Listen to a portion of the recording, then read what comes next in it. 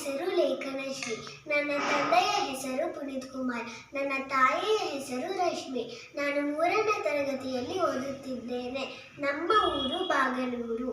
ಶ್ಲೋಕ: ಪೃಥ್ವಿತ್ವಯ ಧೃತಾಲೋಕ ದೇವಿ ತ್ವಂ ವಿಷ್ಣುನಾ ಧೃತಾ ತ್ವಂ ಚ ಧಾರಯಾಮಾಂ ದೇವಿ ಪವಿತ್ರ ಕುರುಚಾಸನಂ. ಧನ್ಯವಾದ. ಪೃಥ್ವಿತ್ವಯಾ ಧೃತಾಲೋಕ ದೇವಿ ತ್ವಂ ವಿಷ್ಣುನಾ ಧೃತಾ ತ್ವಂ ಚ ಧಾರಯಾಮಾಂ ದೇವಿ ಪವಿತ್ರ ಕುರುಚಾಸನಂ. ಈ ಸ್ತೋತ್ರವು ಭೂದೇವಿಯನ್ನು ಸ್ತುತಿಸುತ್ತದೆ. ಅಮ್ಮ ಭೂಮಾತೆ, ಇಡೀ ವಿಶ್ವವೆಲ್ಲ ನಿನ್ನ ಮಡಿಲಿನ ಆಸರೆಯಲ್ಲಿ ಬದುಕುತ್ತಿದೆ. ವಿಷ್ಣುವಿನ ಶಕ್ತಿಯಿಂದ ನೀನು ಸುರಕ್ಷಿತಳಾಗಿರುವೆ.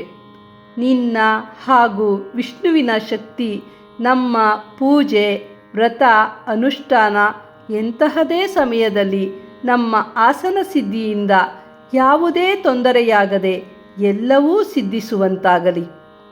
ಒಮ್ಮೆ ಹಿರಣ್ಯಕಶಿಪುವಿನ ತಮ್ಮ ಹಿರಣ್ಯಾಕ್ಷನು ಭೂಮಾತೆಯನ್ನು ಸಾಗರದ ಅಡಿಯಲ್ಲಿ ಬಚ್ಚಿಟ್ಟಾಗ ರಸಾತಳದಲ್ಲಿದ್ದ ಭೂಮಿಯನ್ನು ವಿಷ್ಣುವು ವರಾಹ ರೂಪವನ್ನು ಧರಿಸಿ ಹಿರಣ್ಯಾಕ್ಷನನ್ನು ಕೊಂದು ಭೂಮಿಯನ್ನು ಮೇಲಕ್ಕೆ ತಂದು ರಕ್ಷಣೆ ನೀಡುತ್ತಾನೆ.